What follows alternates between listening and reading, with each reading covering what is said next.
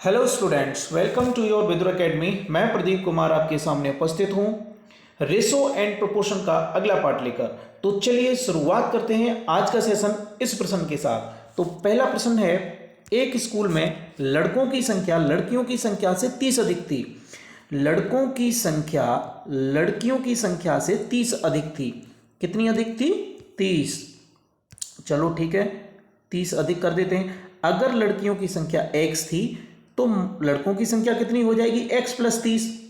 अब होता क्या है कि उस स्कूल में कुछ लड़कियां और आ जाती हैं।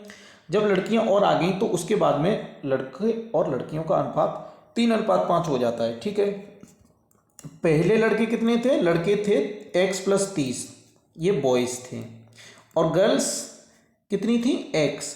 मान लीजिए y गर्ल्स और आ जाती हैं, इसके बाद में रेशो 3:5 हो जाता है, जिसे हम 3/5 भी लिख सकते हैं।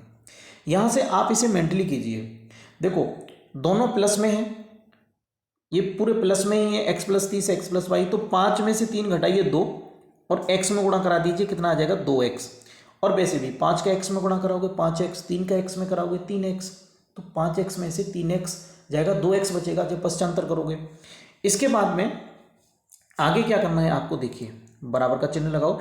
3 का y में गुणा करोगे 3y, 5 का 30 में गुणा करोगे 150, दूसरे पक्ष में ले जाओगे, ये माइनस के 150 हो जाएंगे। ठीक है, यहाँ से आप x बराबर निकाल लीजिए 3y माइनस के 150 और अपॉन 2। अब आप इसको बाई ऑप्शन कीजिए। मान लीजिए कि उस स्कूल में लड़कियों की न्यूनतम संख्या 51 थी। अगर मैं 51 को मान लूंगा तो y क्या है? लड़कियों की, नई लड़कियों की संख्या है जो बाद में आई थी। तो 3 गुणा 51 करूंगा तो 3 और 5 दिया 15। 150 में से 153 में से और 150 को घटाऊंगा, बचेगा कितना? 3। 3 में 2 का भाग दूंगा, कितना आएगा? 1.5। क्या आधी लड़की आई? ऐसा नहीं होता, लड़के हो या लड़की हो वो तो पूरा ही होगा ना, आधे का क्या मतलब है? चलो, तो ये तो नहीं हो सकता। इसके बाद में मैं अगला ऑप्शन चेक करता हूँ 52। तो 52 को अगर यहाँ करूँगा तो ये कितना हो जाएगा? 3 दूनी 6 और 5 15, 156। 156 में से 150 को घटाऊंगा तो बचा कितना? 6, और 6 में 2 से भाग दूंगा। हाँ ठीक है, ये बन रहा है ना। तो इसका आंसर कौन सा हो जाएगा? Option B. आप बी पर इसको बना के देख लीजिए, है ना, बाद में ये वेरीफाई भी हो जाएगा, 3:5 भी आ जाएगा। तो इसका यही सही जवाब है। चलो बढ़ते हैं अगले प्रश्न की ओर। अगला प्रश्न है, लाल और हरे रंग की एक रंगीन तस्वीर में लाल और हरे रंग का उपयोग करके 2:3 की अनुपात में किया जाता है। यदि ऊपरी आधे में हरा और लाल रंग 5:4 है तो निचले आधे में लाल और हरा रंग का अनुपात क्या है? ये बहुत अच्छा क्वेश्चन है, अच्छे से समझिए।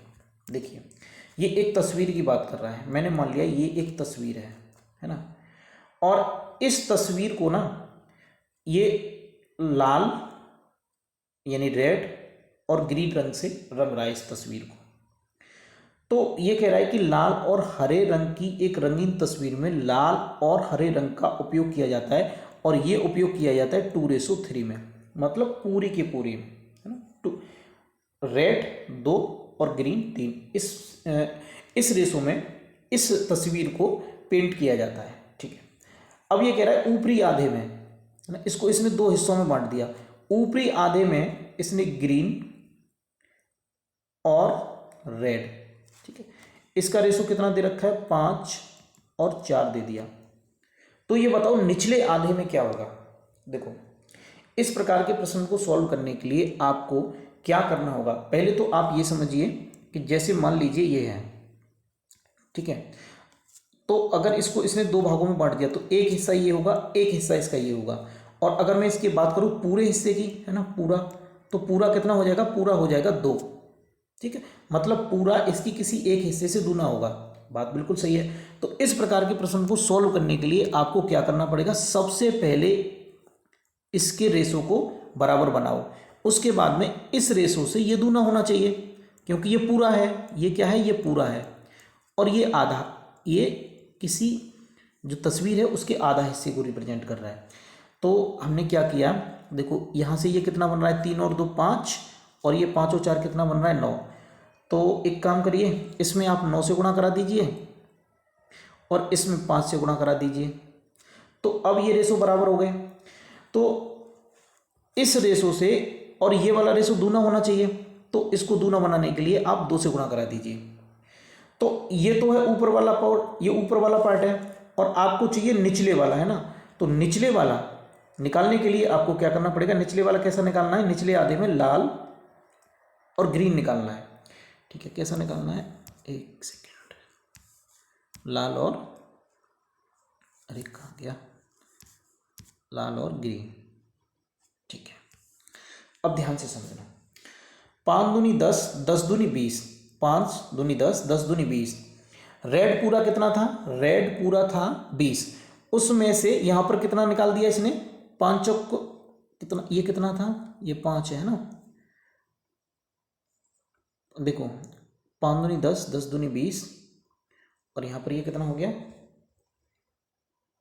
5, देखो यहाँ पर 9 से गुणा कराना है। ठीक है, यहाँ पर कितने, मैंने बोला था पहले सबसे पहले रेशो को बराबर करना है, तो यहाँ पर कितना था 9, और यहाँ पर कितना बन रहा था 5, 5 और 4 9, और यहाँ 3 और 2 5, तो यहाँ 9 से गुणा कराना होगा, है ना, और यहाँ 5 से, तो यहाँ ये हो जाएगा 9 दूनी 18, 18 दूनी 36, 36 हो गया रेड पूरा, और इसमें ये आधे वाले हिस्से में कितना हो जाएगा 5 चौक 20, तो 36 में से 20 घटाएंगे बचेगा कितना 16, ये किसके लिए बचेगा, निचले वाले के लिए।